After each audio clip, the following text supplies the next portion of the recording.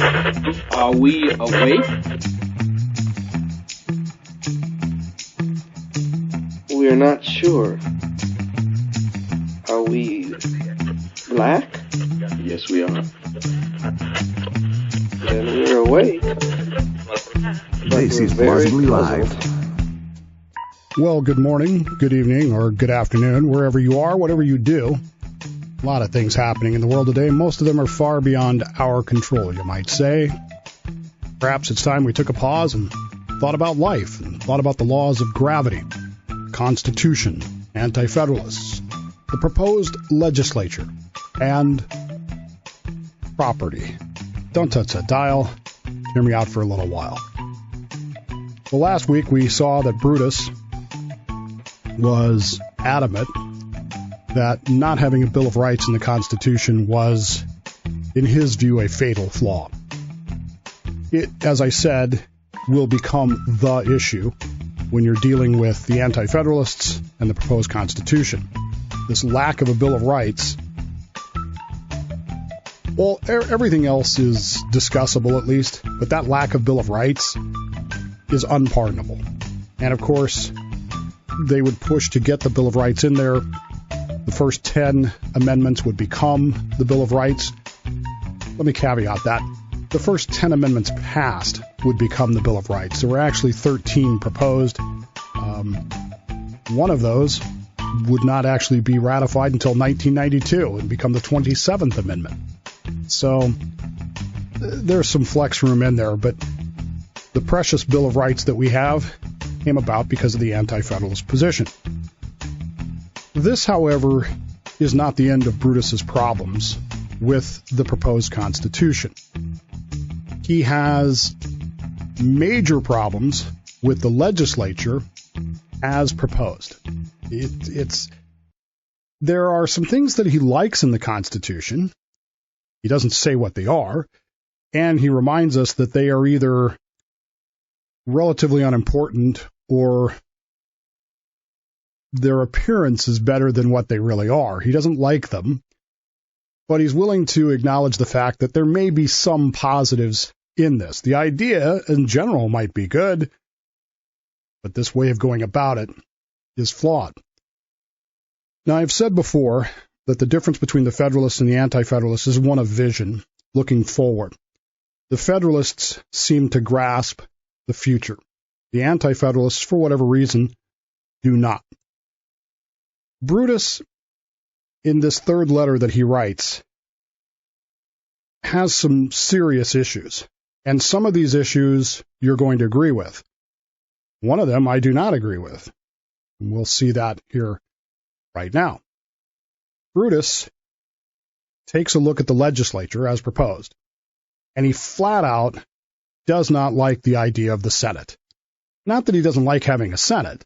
He likes that idea. What he doesn't like is the unfairness with which the Senate is composed. What do I mean?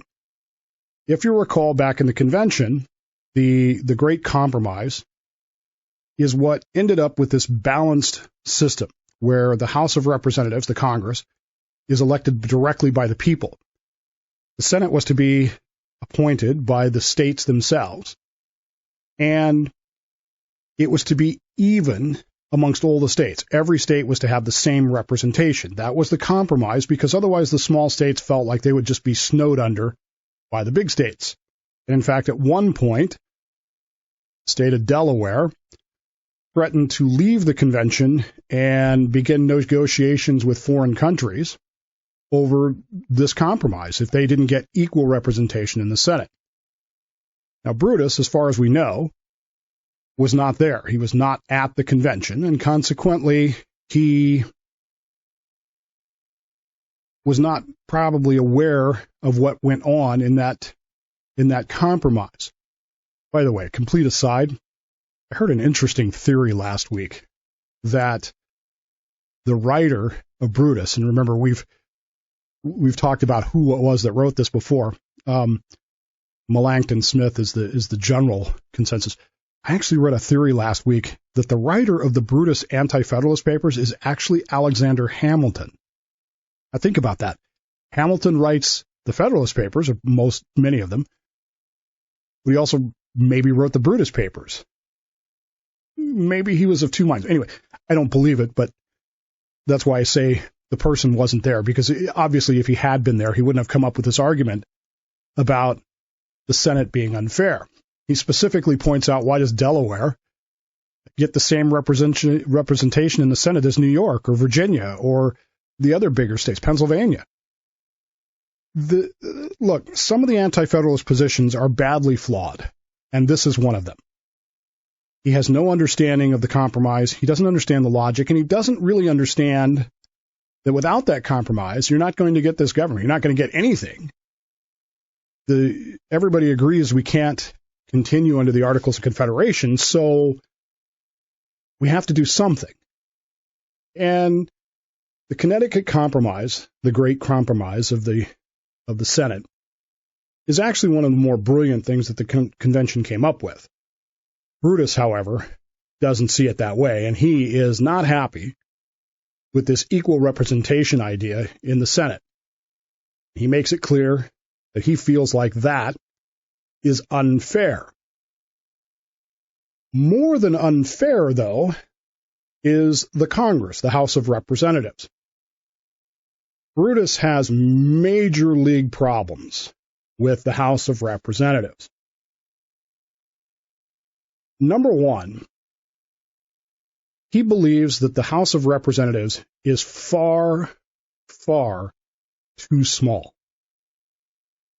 Now, consider in this for just a moment that today, it doesn't exactly work out to this because of state populations, and I get that. But today, there is roughly 760,000 Americans. There are roughly 763,000 Americans per congressman.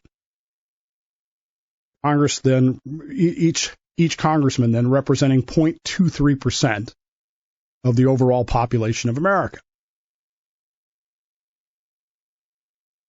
Brutus would have absolutely an apoplectic fit over that, because in 1787, he was furious that the proposed Congress was too small already. In 1787, it was about 503,000 people per congressman. Now, again, it's not exact because of different state sizes. I get that. But each congressperson represented 12% of the population. Now, again, population today, 355 million. Population 1787, just shy of 4 million. So, of course, it's going to be bigger. But in that era, he thought that Congress was too small. And if it was too small then, what is it now? The problem he feels with too small of a legislature. And remember that General Washington had proposed that it be even less, not 503,000, but 30,000 per congressman. That was one of the originally proposed amendments that didn't get passed. The problem with the legislature being so small, Brutus points out, is that you have a very limited number of people that are in control, that are in charge. You have a very limited number of people who are running things. And that, he says, opens it up for corruption, and he uses the word influence, which of course is polite language for bribery. He feels with that few number of people representing so massive a population that it's going to be corrupt. It has to be. That's human nature, he feels. And if he felt that it was that bad at a 12% representation, imagine what he would think if he got in the DeLorean and came to today and saw our Congress today, limited to 435 members, each representing approximately 0.23, a quarter% of the population. He would have had, well, he would have said, told you so, because I don't think anybody's going to argue about corruption and bribery in our Congress. The bigger problem that he has, though, isn't just the size of the Congress. there is a bigger problem. There is a huge problem. And it's a problem which reverberates down to this day. It's a problem in which people today, this is probably one of the things I hear the most from people who are kind of peripherally talking about constitutional issues. This American original sin, well, if I'd have been there, I would have done it differently. No, you wouldn't have, but what we've forgotten, what we've missed, is that there are many Americans in that era who deeply, passionately opposed the institution of slavery. And Brutus, as it turns out, is one of them. He writes this about the language of the Constitution. Quote, the words are, representatives and direct taxes shall be apportioned among the several states, which may be included in this union, according to their respective numbers, which shall be determined by adding the whole number of free persons, including those bound to service for a term of years, and excluding Indians not taxed. 3/5 of all other persons. What a strange and unnecessary accumulation of words are here used to conceal from the public eye what might have been expressed in the following concise manner. Representatives are to be proportioned among the states respectively, according to the number of freemen and slaves inhabiting them, counting 5 slaves for 3 free men. He doesn't like the language because the language is cumbersome, which I'm sure James Madison heard and went, but he's even more concerned about this idea that slaves, number one, are being counted, and number two, are being credited at 3/5. Now, we've talked in the past about this 3/5 compromise, and we've understood a couple of things about it. Number one, it's a direct carryover from the Articles of Confederation. This is not a new idea. And ultimately, in a strange way, it has the effect of being practical in that it acknowledges that slaves are, in fact, human beings. Not full human beings, but at least it cracks that door to acknowledgement. If the doctrine had been that slaves are not people, period, not human beings, then they couldn't even have put the 3/5 in there. But they did. And the southern states recognized the fact that this was going to give them more representation, which, of course, Brutus sees immediately. You're going to count these people who have no rights and no participation in government whatsoever. Now, again, it's a different time and it's a different era. He's not arguing that they should have participation in government. What he's saying is they don't have that. And yet you're counting them as if they do. Why count slaves at all, he said, if they aren't free agents, if they have no freedom? Then he goes on to say this. If slaves are only property, why not include the other forms of property when considering how to allocate government representatives? Well, you have slaves, I have cattle. You have slaves, I have buildings. Why doesn't other property get counted this way? Of course, he recognizes the fact that there's a reason behind all this. These men, he states, are held in bondage in defiance of every idea of benevolence, justice, religion, and contrary to all the principles of liberty which have been publicly avowed in the late glorious revolution. I don't know that I could have said it better myself. I don't know that anybody else could have said it better. Slavery, as practiced in 1787, was counter to every American value that we said we had. And everyone, I think, knew this, including Thomas Jefferson, George Washington. They all understood that it was.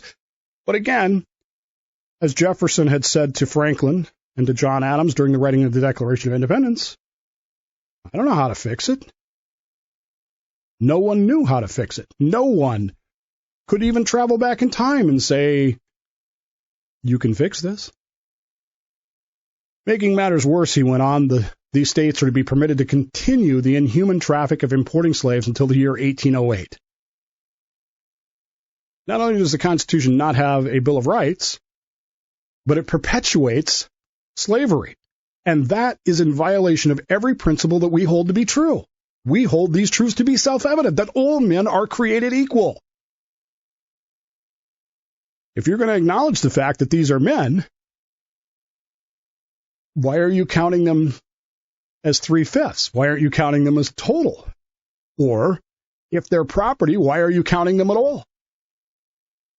The idea that every American in that era, in the founding era, loved slavery is completely and utterly false. We hear it all the time these days about how, Americans did this and did. Many Americans opposed slavery vehemently, passionately. But in 1787, no one knew how to solve the problem. I don't care how many times you tell me differently, that it should have been solved or could have been solved or whatever. You weren't there. We weren't there. And that problem could not be solved in 1787, despite the fact that there were millions of Americans who opposed it. And the bigger problem is that if you want a union of 13 states, and not 13 independent countries, some of whom have alliances with France and some with England and some with Spain and some with Portugal, battling at each other's throats, you're going to have to accept this compromise for the time being. You don't get a United States if you do anything about it at that point. Doesn't make it right, and Brutus is very clear about this. Slavery is wrong. And I think that if you had gone back in time with a polling system and managed to talk to most Americans, I think you'd find that most Americans thought that. But no one knew how to solve it. And in the end, still nobody knew how to solve it. We ended up shooting at each other and killing hundreds of thousands of people to end it. It's the only way to do it. Doesn't make it right. Doesn't make it a shining star in our moment, a shining moment in our history, sorry. But it is important that we acknowledge and understand that even in the midst of the constitutional ratification debates, many Americans opposed the continuation of slavery. I think sometimes we just forget that. We just assume that everybody that was there wanted to have slaves, and that is not true. Ultimately, though, Brutus circles back to this idea that this legislature that you've proposed simply not big enough to represent the entire peoples. You look around at all the great democracies, all the great republics in the past, and the level of representation is very high. Because, as Montesquieu said, you want to have engaged, virtuous citizens. After the ratification of the Constitution, as they are debating the Bill of Rights, they're writing these First Amendments. There are actually, as I said, 13. Only 11 of them ultimately will be ratified, 10 of them initially. One, not until 1992, the 27th Amendment that says Congress doesn't get a pay raise until there's an intervening election, which, by the way, they ignore. But Washington actually proposed one of these amendments, at which the level of representation would be permanently set at 1 for every 300,000 people. Now, if you whip out your calculator here, which is what I'm doing, and you say, okay, let's get the calculator up here, and we say we have 355 million people divided by 30,000. That means that a Congress limited to that size would have roughly 11,833 Congress people in it.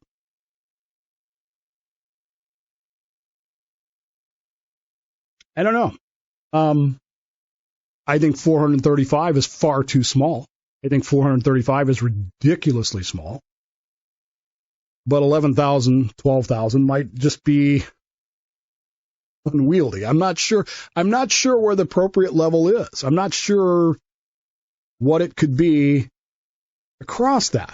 Maybe if we did, 355 million divided by 100,000. Oops, that's not right. 355, 123, divided by 100,000 people, right? That would be, 355, 123, divided by 100, 123, that'd be 3,500. Would that be more reasonable? I think Brutus is right. The Congress at the level that it's set is too small. The level of representation in 1787, 12% of the population represented by each congressperson was too small. He was offended by it being so small.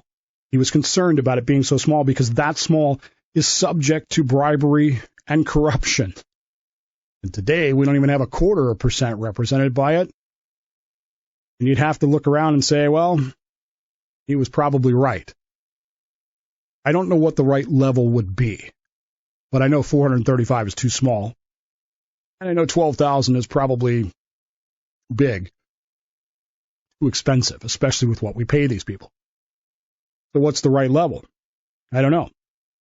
This again, where the Anti-Federalists fail to look forward and see, and the Federalists don't, but they never settled on this number. And the biggest problem that we have with this 435 number is that we, the people, never said that. Congress decided that and has limited itself to 435 people. Which, again, if the problem with having a small legislature is that it's subject to corruption and influence, you would have to say that Brutus was correct. He concludes his letter by saying this, and I will leave you with these words for your consideration. No free people on earth, none, who have elected persons to legislate for them, have ever reposed that confidence, so small of a number. Congress be bigger? Absolutely it should be. The Anti-Federalist position was correct. Do you think Congress cares? Think anybody even has those arguments anymore? Sadly, we do not. Take the time right now, tell the people that matter in your life you love them very much. You'd miss them if they weren't there, so don't pass up those opportunities. You don't want to have that regret. Plausibly Live, I'm Dave Bowman.